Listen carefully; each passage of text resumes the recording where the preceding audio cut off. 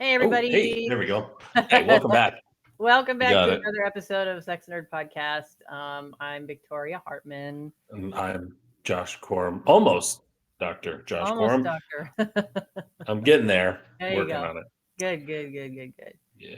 So we're gonna just dive right in today, because we've already chatted a little bit about this. We are hmm talking today, and what did I actually call this? I think I called it gender Sexual outlet. differences.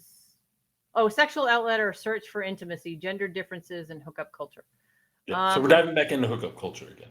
We're diving back up and yeah, right. And this sort of sprung from my sending Josh papers, journal papers that I had found about, well, arguments countering a lot of the narrative around hookup culture, especially in sexology, which is, hey, if you have emotional issues around hookup culture, that's kind of your problem. And if you are already looking at hookup culture as a negative thing, then you're the one with the issue and you need to examine that.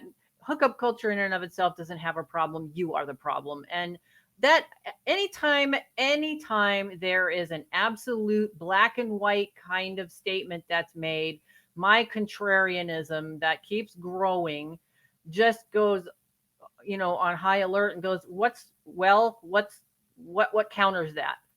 hmm And so I started looking for some, all, papers that were counter to that narrative.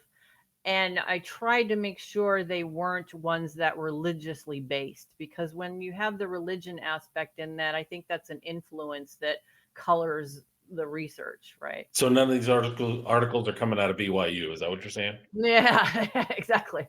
Right. So one of them that I sent you was, let's see, it looks like it was a commentary in Society, and it was Yeah.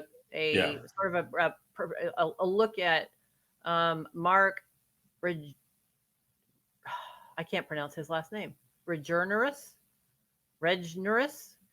contemporary mating market dynamics, sex ratio imbalances and their consequences. And then the other one was from relationship or journal of the International Association for Relationship Research, Friends with Benefits, gendered performances in women's casual sexual relationships. Okay. Yep. Right.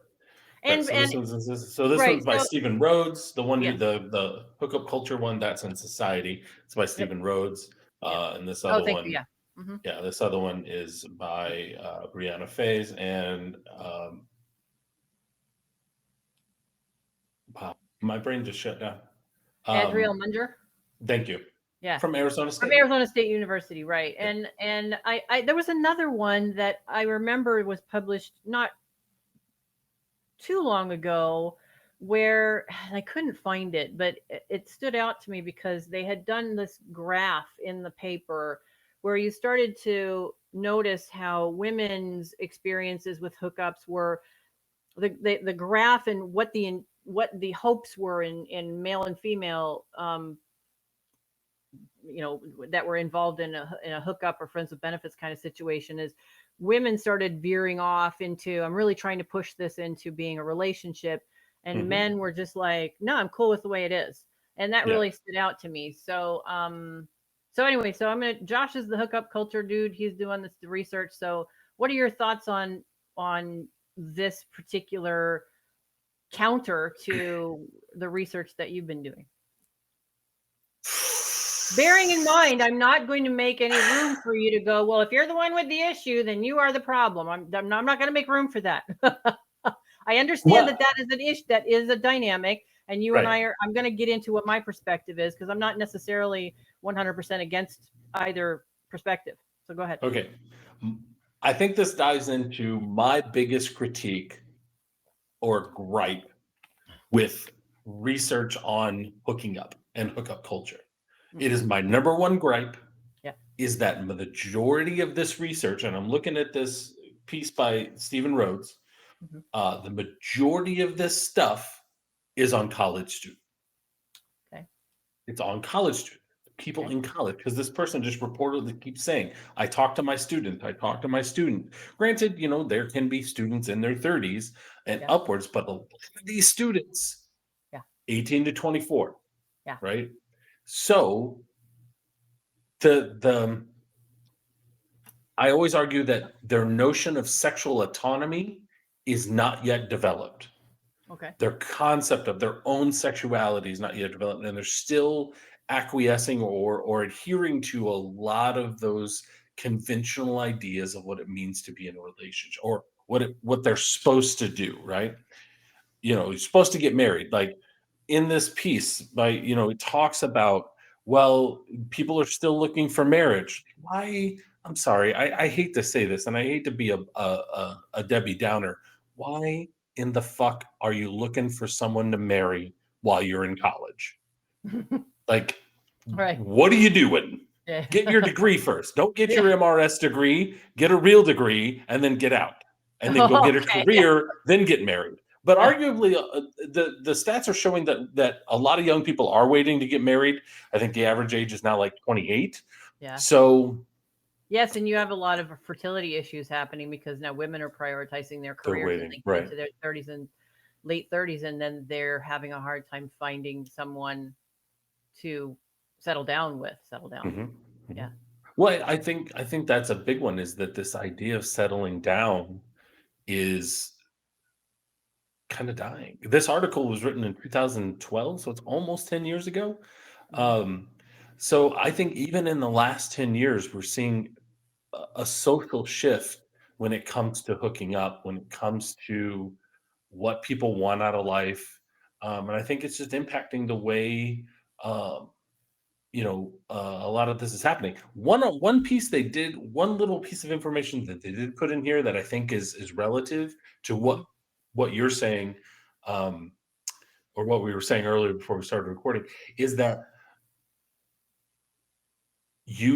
well, arguably now there are more women in college than Yeah. men.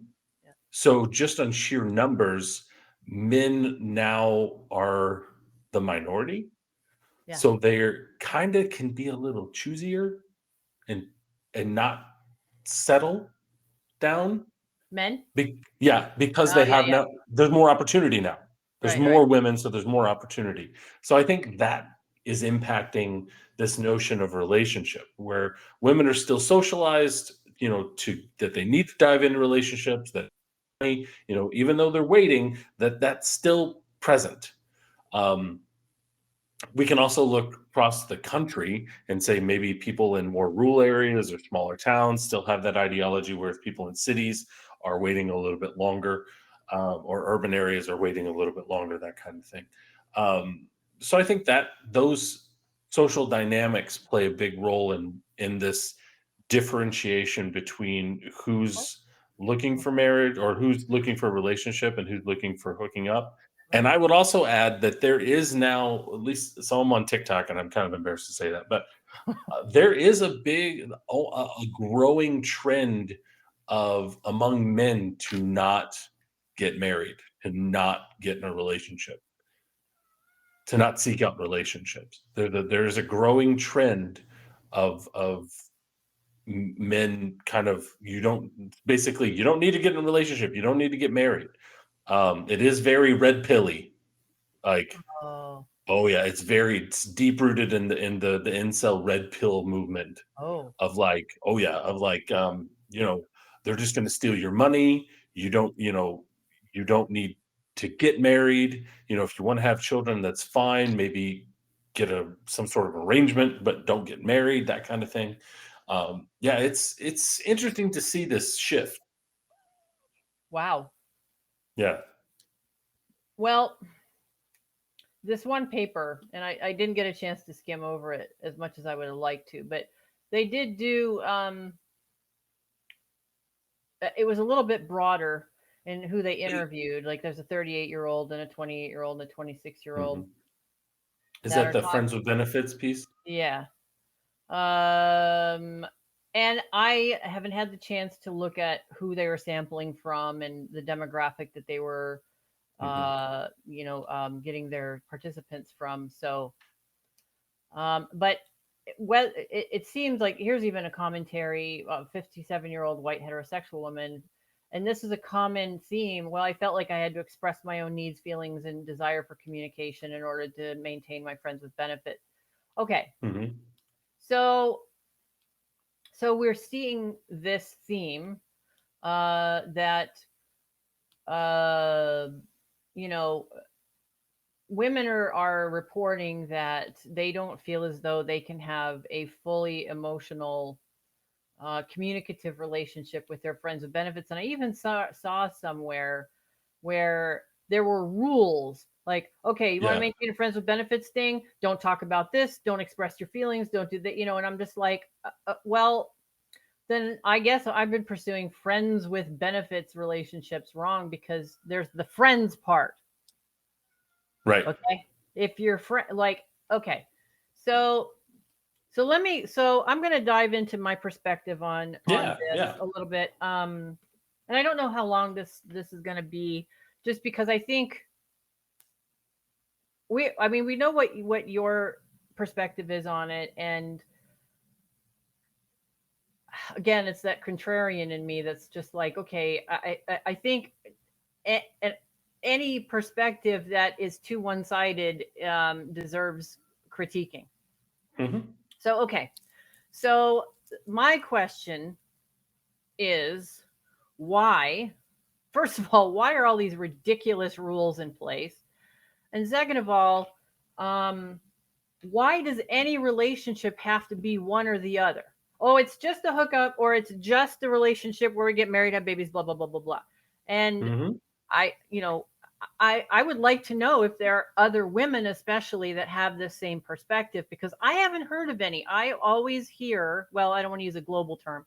I more often hear than not, um, women who are dissatisfied in hookup relationships, or if they are in hookup relationships, they have a very callous attitude towards the man that they're involved with.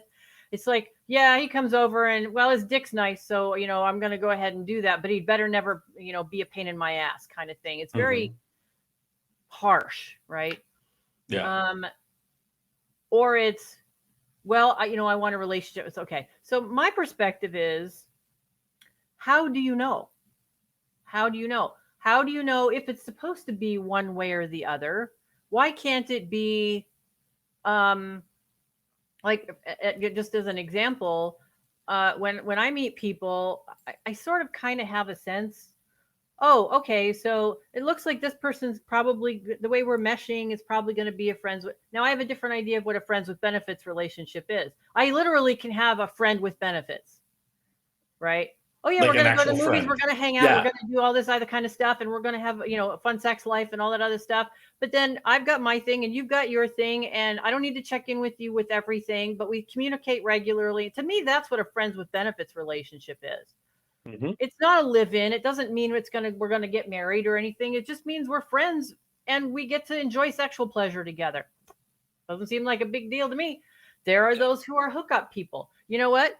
There that blend isn't there for a friend with benefits, but damn, the sex is amazing. I think I'm going to keep going back for that every once in a while. And every once in a while, and I had someone that I was hooking up with who considered himself an ethical fuckboy, and he was great. That's all we. It was just a hookup, but you know what? I could send him a text randomly every once in a while and go, "Did you see that news report about that?" And he's like, "Yeah, it's fucking fuck, really." Like, it was cool, right? Hmm. And then there are also been times where I meet someone and I go, I'm going to get emotionally attached to this person. I already know, so I need to gauge whether or not it's going to be reciprocal.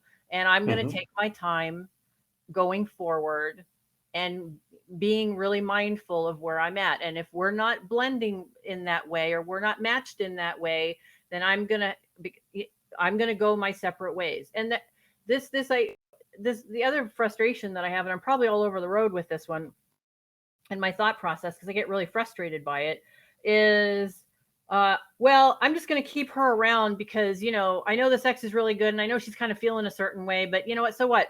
Or she's going to, well, I'm not going to say anything about how I feel because I'm trying to have this happen with him. And so I'm just going to keep doing this, even though I really don't want this deception between people, right? Hmm. Keep someone around in a disingenuous way. Well, Just I think you nailed your answer there. It's so, because I was going to ask you, well, what happens whenever the emotions aren't reciprocated? And just as you said, I walk. you you Yeah. well, if you keep things kind of deceitful, if you don't express your emotions, you almost can like maintain this relationship for a while at But least. it's rife with frustration and resentment. Yeah.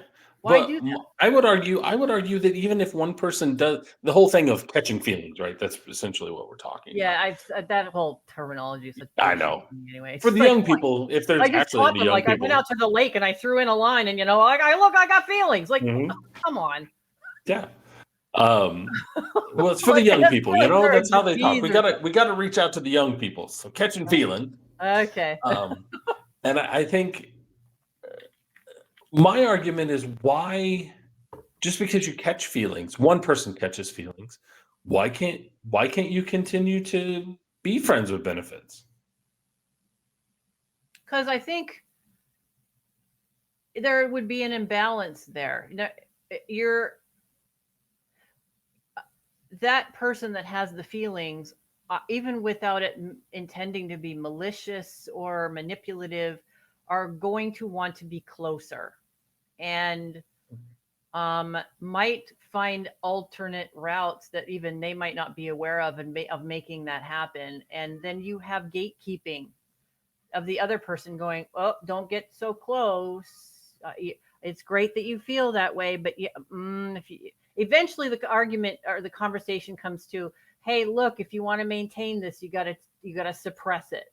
And that's what Well, they're talking about in this one research paper, is women reporting how they have to suppress their emotions.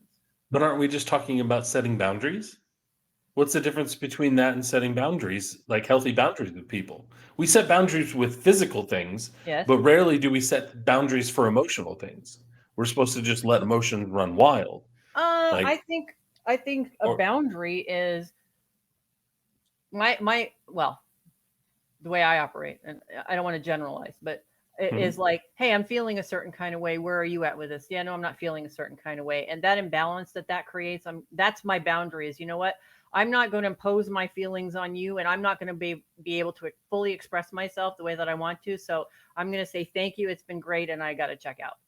See, and again, like, why not? Why can't you fully express yourself? Just because it's not reciprocated What? doesn't mean you can't express yourself. No. You're right. You can.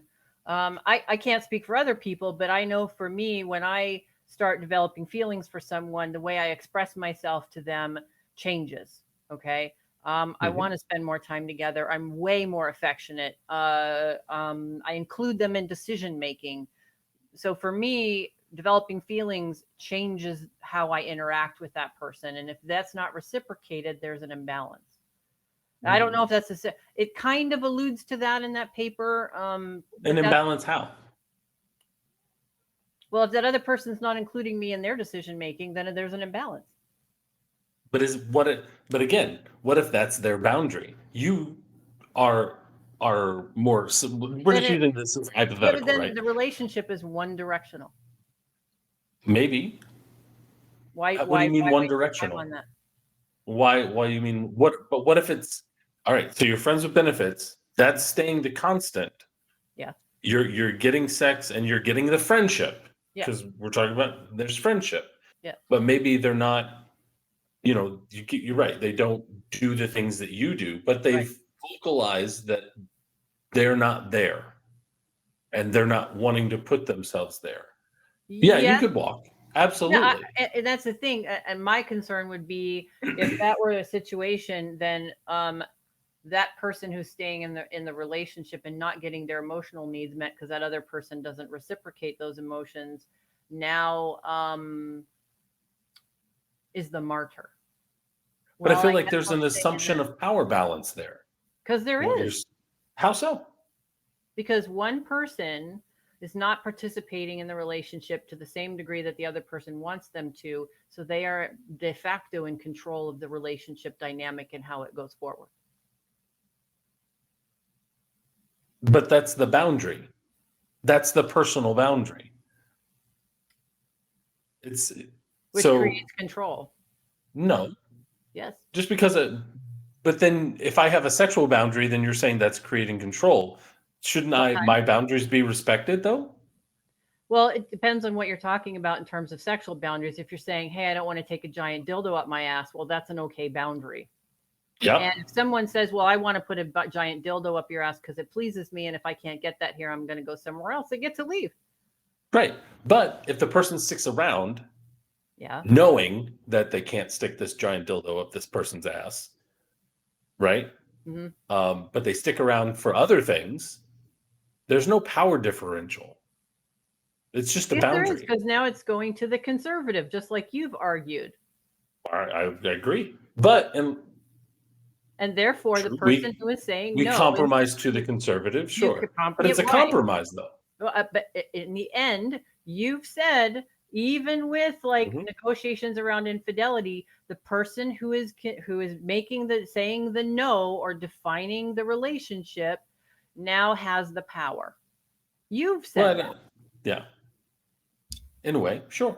So it's the same thing to my mind in this situation. And what people I think really struggle with, and I worry that it goes into codependency, is and martyrdom. There's nothing wrong with saying, you know what, our emotional needs are mismatched, and I care greatly for you, but I think I'm going to make be on my way. It's okay. We are so afraid of endings that we try to avoid them. And I think, and this is something that I tried to teach people in therapy when I was still in therapy, when I was still working as a therapist, is people don't know how to navigate endings. We're not taught how to end things. Oh, everything has to end badly to end. Everything has to end badly. And, and that was a central part of training as a therapist, is how to end a therapeutic relationship and how to grieve it and how to walk through it, and the processes of grieving, which you see when therapeutic relationships end. Yeah. And we're taught, and by de facto, we were taught, how to end relationships and how to end them sensitively and so forth. Most people just, it has to end badly. And I say, no, it doesn't. Right. And so if people, and we see, and this is why it should be okay to end things, whether you're married or it's a friend with benefits situation. If you've really worked on it, you've had open communication, and one person is not getting what they need to stay satisfied, happy, and participatory in that relationship, then it's okay to embark on an ending and do it kindly and gently, because the reasons you came together still exist. They're still there. But I think why not end on the same note if you grow apart? That's what growing apart is. But I think we're kind of muddying the water here when I realize relationship is a loose term, but we're talking about a hookup versus a conventional relationship. Yeah. And that's what I would say is the difference. So going back to the power differential, I think in a conventional relationship, the conservative person has power in that relationship. I think in a hookup or a friends with benefit, like if that's the agreed upon relationship, then I don't think there's a power differential. I think it's just the par for the course of what the context of the relationship is. If someone, starts feeling more, then the context of the relationship has to change or doesn't. Right. And I think if it doesn't change, I don't think there's a power differential, because you're both still at that same level, that friends with benefits level.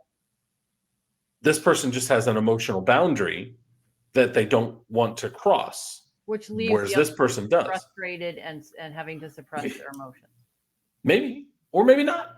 And I think the person can still emote. I think that's the problem, is that we think that person has to not emote. I think you can. I think that person can express their emotion,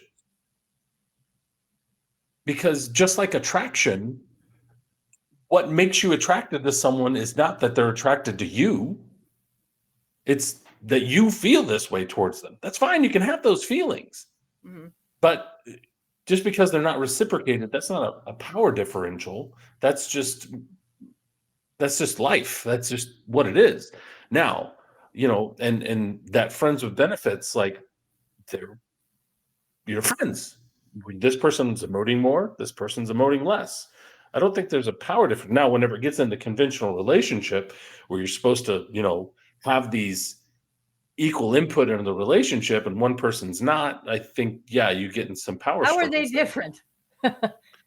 Because Because the friends with benefits and anything less than a full relationship has this descripted rules, which I think Mhm. are bullshit.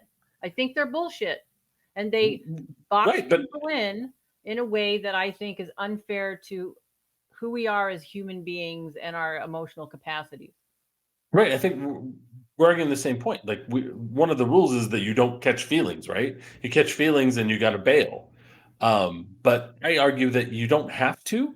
You can have those feelings and maintain that relationship. Oh, Different levels of feelings. okay. Let's You talk can. about. I'm going to argue with you. Okay. Let's talk about. Uh, uh, you can talk about those feelings, but nothing changes. All right. Right.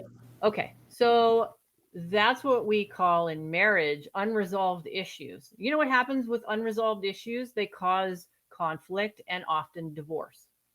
hmm Okay, because they're unresolved. In a marriage, in a conventional In a relationship, conventional absolutely. relationship, and the that manifestation of emotions in a hmm friends with benefits situation, I would argue, is or a hookup. One person wants to hook up 5 times a week, and the other one wants to hook up once a month. hmm Unresolved issues where people cannot find agreement eventually dissolve the relationship, and that can be okay. Yeah, I agree with that. So if you have one person that's emotional and falling in love or whatever you want to call it, and one person that isn't, the unresolved issue of the two people not seeing eye to eye will eventually cause conflict, hurt feelings, and two people going their separate ways because it's hmm unresolved. So instead of that, and people, going, he's like, well, he's just such a dick, he just won't even talk to me or whatever. Just, it's okay to say, you know what, we're in different places where each other's concerned. And I my argue, like, I've even said this to someone, I don't ever want to get to a point where I hate you, or Yeah. I feel left out, or I feel dismissed by you, or I feel ignored by you. And my needs in our relationship are changing. So rather than us being in different places, I would rather leave feeling this way about you and keep those good feelings and take a hmm time out, reassess, and then, if it's possible, have a platonic relationship or maybe nothing at all. And that's an easy Sure. conversation to have, actually. Right. But I also challenge you, just as we were talking about why women often seek out relationships, is you can also live in this negative, nebulous kind of world where you might have feelings, this person doesn't, but you're still connected. You still respect that person not having the same emotional level as you. You might still say you love them.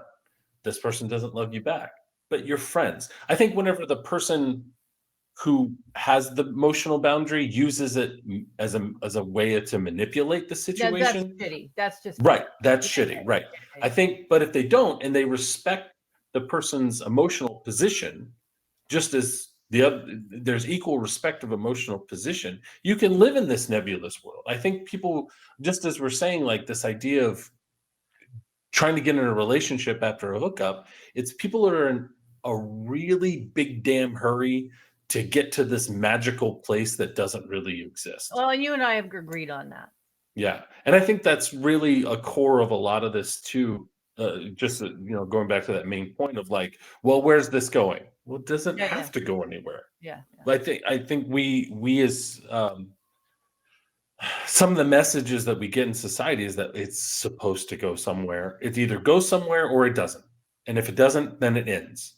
It it doesn't have to be either. It can be this kind of nebulous, you might feel this way for a while and not feel this way, this kind of ebb and flow.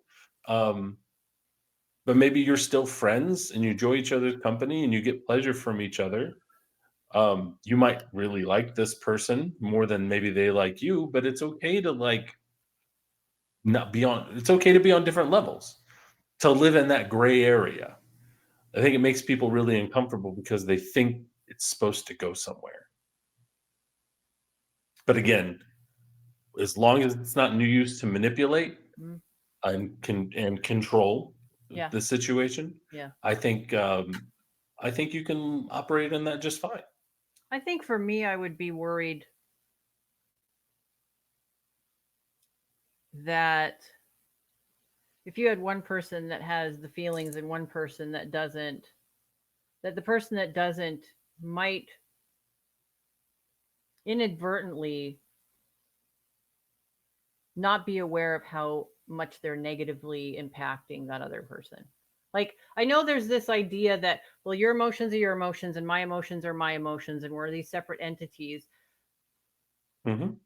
There's a part of me that finds that to be a little limiting and not in terms of having empathy and care and love for other people.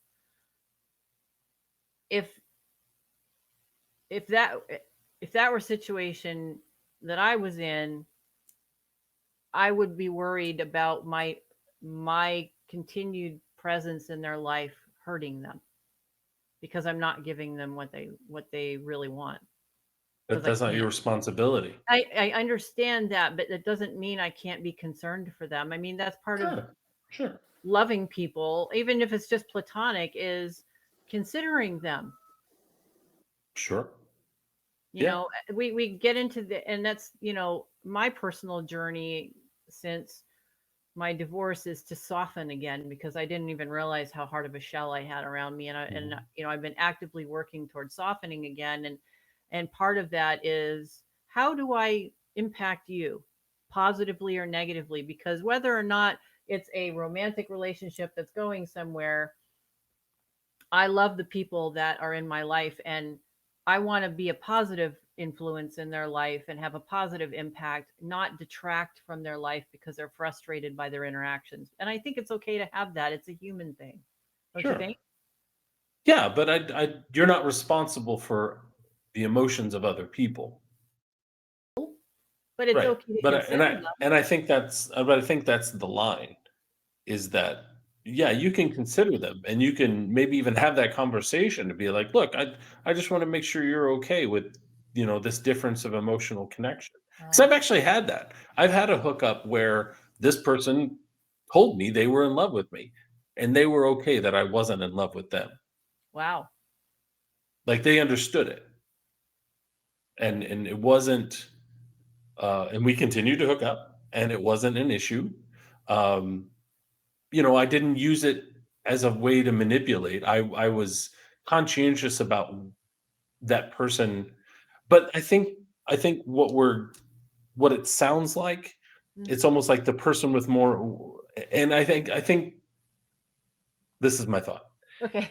I think whenever, and I think this happens for men too, is whenever like a woman catches feelings. I know we're talking about this in heterosexual context. Yeah, I yeah, think yeah. when a woman catches feelings, men think they're somehow vulnerable. And I think we do that too, is when someone feels like love or this greater sense of emotion towards someone, we think that person somehow is more vulnerable.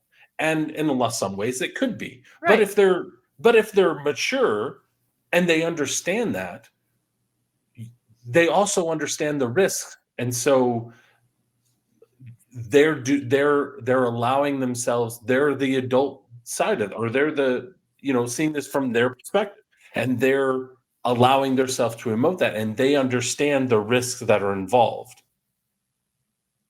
And I think when that person is mature and understands the risk, and they can vocalize like, yeah, I understand that this is a risk loving you because you don't love me back, but I also understand that this relationship isn't a conventional relationship, we're just a hookup, but I like you as a person. I like you more. Like I'm in love with you. And but I understand you're not there, and you may never be there, and that's okay. I think that level of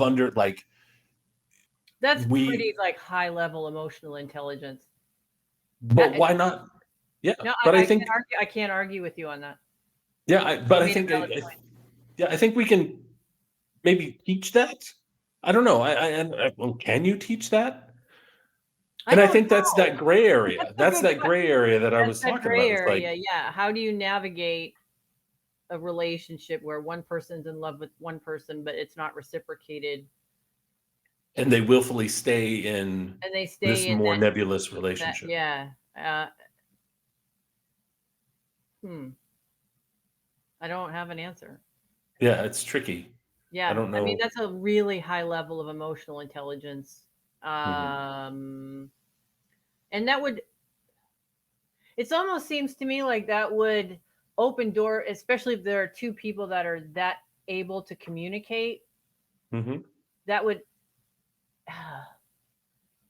to have those ongoing conversations along those lines. I think, at least for the person that's in love, is going to make them more in love because they can actually communicate with that person about how they're feeling and be Mhm. validated.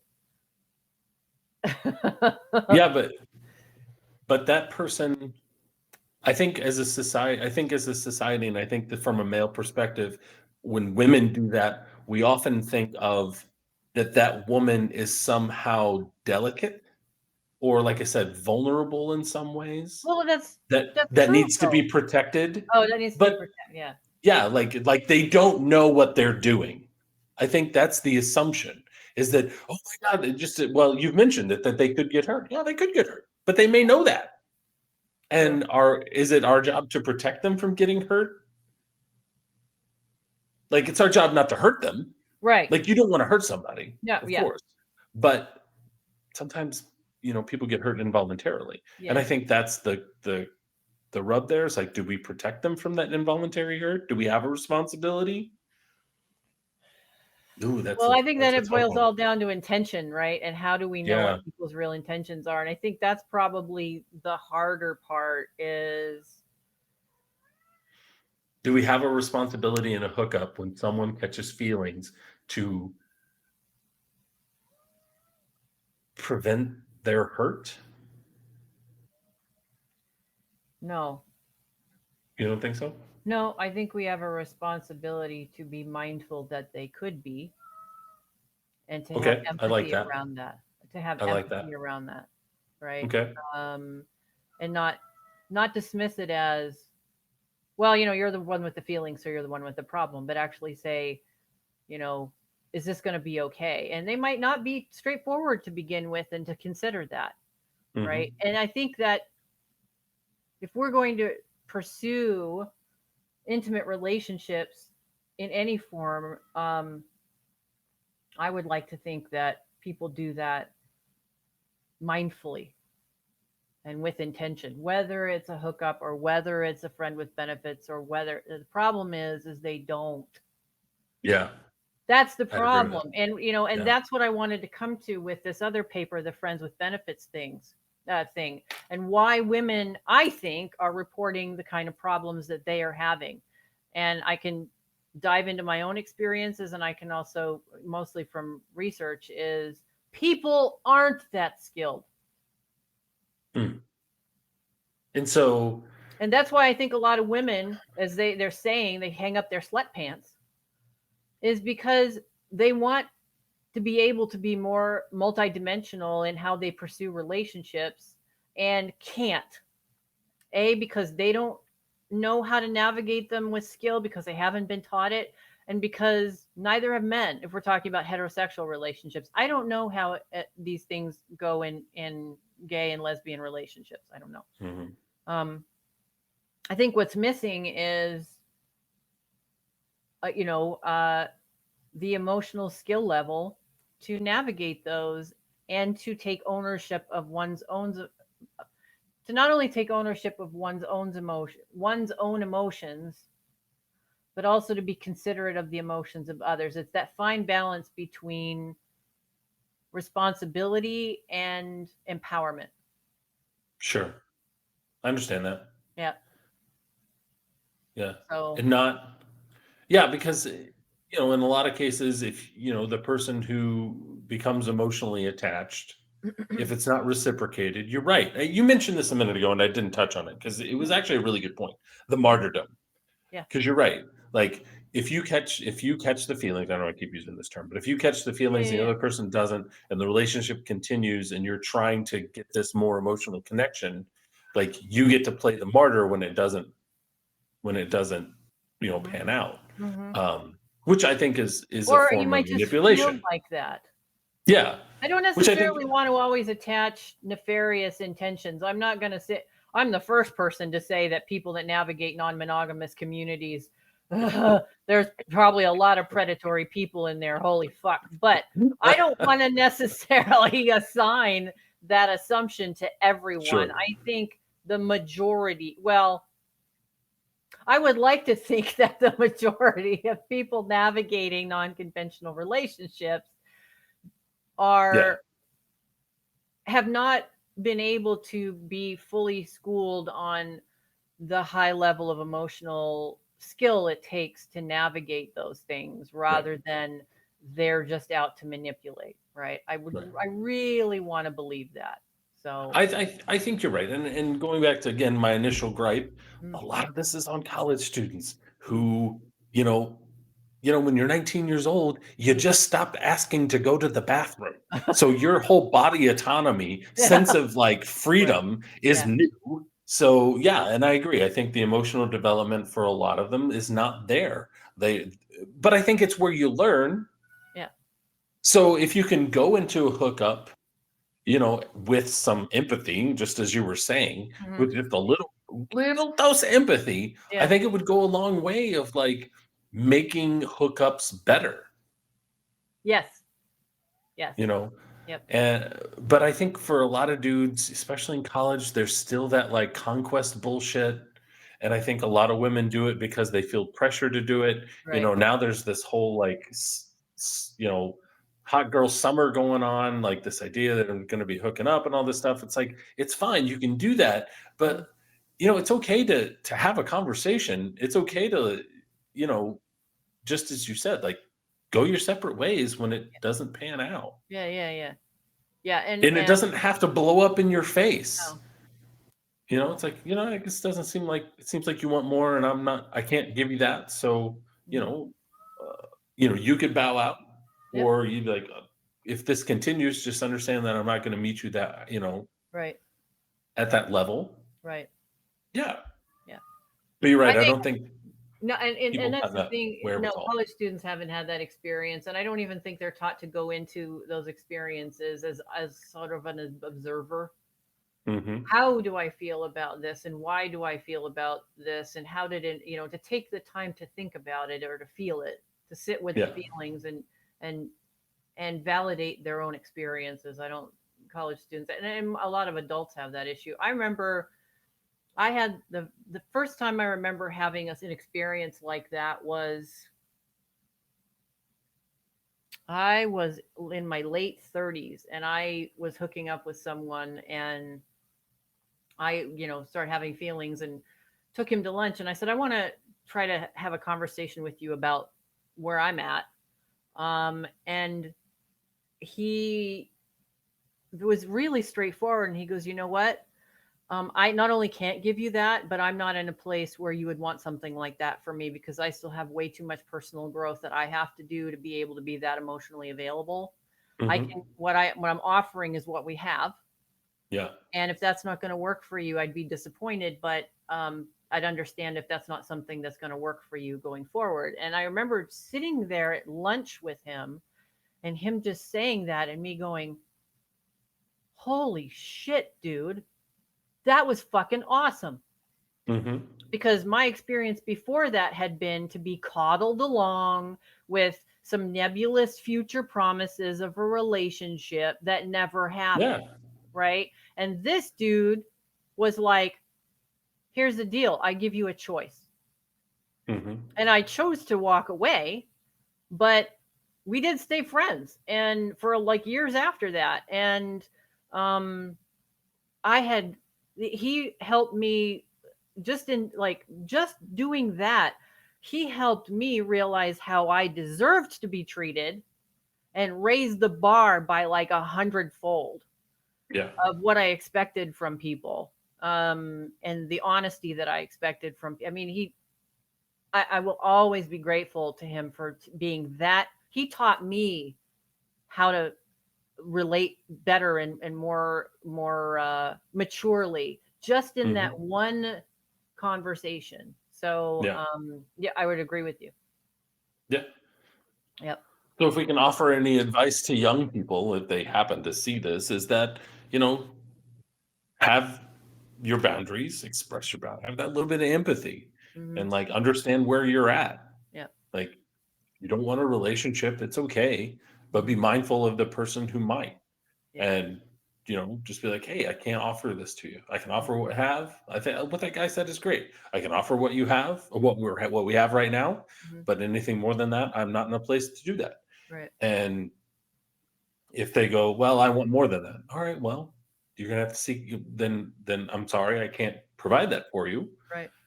And you don't get to play the martyr No. because this person, it's just different agendas, right? Different ideas of what needs to happen. You're like, all right, well, I understand that. Okay, I Well, and there's respect that. some, and that's what I come back to when I was talking about earlier about some people are this to me and some people are that to me. That Hmm. person might be just in touch with what they understand their attraction level to the other person is, and that's not going to grow. It Yeah. is what it Yeah. is, right? And they understand that about themselves. Hmm. It's not nefarious or malicious, No. right? Um, so, well, I I wasn't sure if we were going to if we were going to find a middle ground on this conversation because, but the reality still is that the dynamics are what they are, and there are still these divides. And maybe this conversation has helped a little bit towards it, but I think it's important for sociologists, sexologists, or anyone that's working with folks is to not black and white this topic because it's not a I black agree. and white topic. I think I think what happens is the sex and the emotions get lumped together, right? Mhm. Because when you said, because I'm going to touch back on what you said at the beginning, is that if you have a problem, it's the addiction model, right? Like if you have Yeah, a problem with this, yeah, if you have a problem with hooking up, like, or if you have negative reactions to hooking up, it's usually because you have some emotional right, like you have a problem with hooking up going into it, which is yeah, true. But I think it's shame of the right. physical act that gets wrapped up in the emotionality. Well, I think I would add to that. It's also, well, at least in my profession, some therapists or whatever are shaming the emotions, Is what? shaming the emotions around it. Oh yeah, yeah, I agree with that. It's I think okay to it's have it. emotions around sex. It's okay. Mhm. It's okay, and that's the problem. Is there's shame for people around the act, and then there's professionals who are shaming people for having emotions around the act. Mhm. So you're Yeah, fucked either way, not in a right. good way. You're right. I think it's okay to have, if you're one of these people that is emotional around sex, Yeah. that's fine. Yep. You can have that. Yep. Um, but understand that people may not be on your same level. Right. And your level isn't a morality higher level, No, it's just a different level. it's different level. And I think, just being able to have, but I do think people feel shame. Shame is a big kind of a wrench in the gears in a lot of this. Yeah. Yeah. Like if you feel shame because you've been told that you shouldn't be doing this Mhm. outside of a marriage, Yes. it's going to impact you, Yes. you know. Yes. But if you do it and you have this emotional connection and the person you're doing with, and I think this goes back to this having a little bit of empathy, the person has a little bit of empathy for you, just a little bit's all you need, and being like, you know what, it sounds like you're really tied in, like your emotional, like you fought feelings because you feel like you need to do this. Well, I can't do that. I can't give you this. Well, Rather than just ghosting them. be careful about the language, like you feel the need to do that. You're right. You're right. Okay, Okay. my But therapist side is kicking in. I think it would be more like it sounds like this is an emotional thing for you, and I might not have as much of an emotional attachment to it. sure. Okay, Right. all right. I'm Right. not trying to step on your toes here, but Right. No, you're right, and I think it's a great way to put it. Like okay, you might have an emotional connection to this, whereas I don't, right, and I can't offer you that. Now, right, we did engage in this behavior, we did have sex or whatever, but I can't give you this thing. right. And I'm sorry if you have a negative, that person might feel shame because they engaged in behavior that didn't result in a relationship. Mm. But again, that's not their partner's responsibility to mitigate that shame and to mitigate their emotion and to like control their emotions. No, I think though it does provide an opportunity though.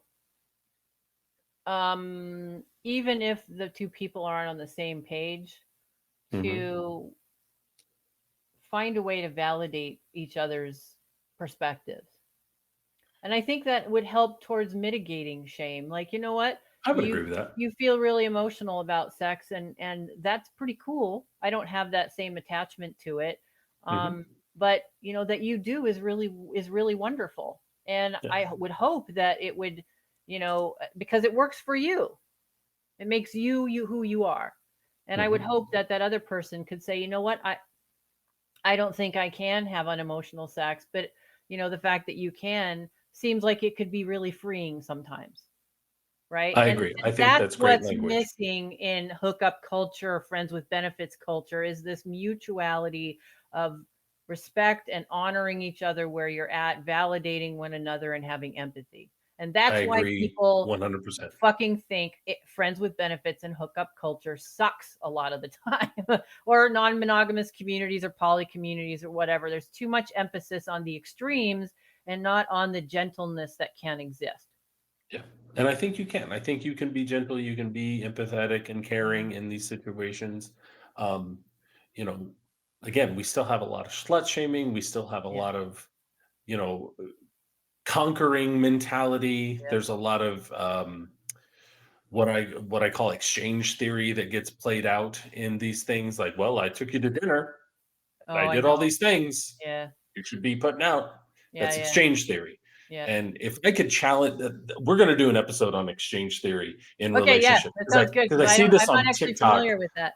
Yeah, I see this on TikTok all the time too, of this idea of like high value men and high Yeah. value women. It's Yeah. like, well, you're of different levels and blah blah. It's like it's because you're a fucking MBA trying to dissect something that's not even in your wheelhouse.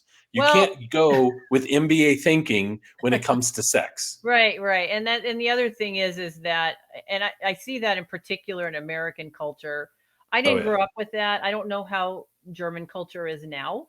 hmm But the difference between this sort of naturalistic FKK attitude towards nudism and sexuality that I grew up with, and this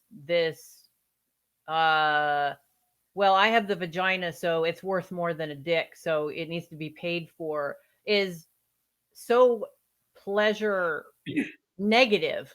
Yeah. Or I'm a Uh, man. I have a job and a car and all these things. I'm a yeah, high value person. yeah. What are It's you in the bringing to the music, it's table? in TV, it's and especially in certain cultures, it's a Mhm. big thing. Yeah.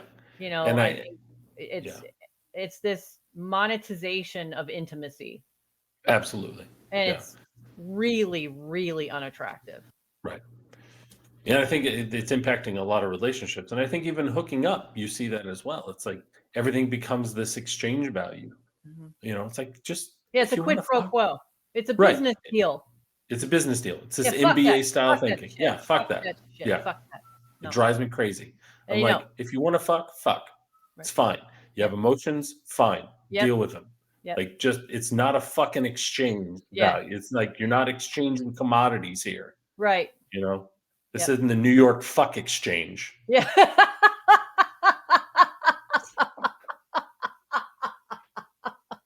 You know, it's people. That's It's great. really easy. Yeah. That was awesome. I don't think I can top that. We should end on that note. Yeah. And on that note, Yeah. I agree with you on that. And well, I don't know when things would change, but it would be nice if they could. yeah. Yep. So Maybe I'll just come up with a lecture series, or not a lecture yeah. series, but like a TED talk about like it's all Yeah. right, fuck. It's okay to Yeah. have emotions. Yeah. It's okay to be centered around giving and receiving pleasure and empathy. Because they kind of go hand in hand. Yes. Yeah. All right. So the next episode we're going to do, I'm actually really, really excited about the next episode. Josh has said that there's a lot of TikToks that are being done about it. And we're going to talk about the benefits and the risks of working on trauma in kink and BDSM. And I think it's going to be a really, really fascinating conversation. And we're going to do that, looks like, in a few days. Yep. And so we will, I'm going to probably post it that day, but we will see all of you back then. Sure. Yeah. Thanks for joining us again. I know we're terrible about updating these things, but Instagram, Twitter, YouTube, and I think in the next month I would like to try to put us on some podcast platforms because we have a lot of content that we can just put out there. So look for us, and maybe I think we have over 50 videos on our YouTube channel now. Maybe I'm wrong. Do we have over 50? I don't know. It's quite a bit. Yeah, it's a few. We'll select some stuff and maybe put them on Spotify, Apple Podcast site, depending on how all of it works. So Yep. And then Facebook, of course, you can find us on Facebook and YouTube. YouTube's probably the better place to go. If you're seeing this on YouTube, like and subscribe, follow our channel for updates and things like that. Yes. All right. So we will see you guys, really soon. Bye. Bye. Yeah.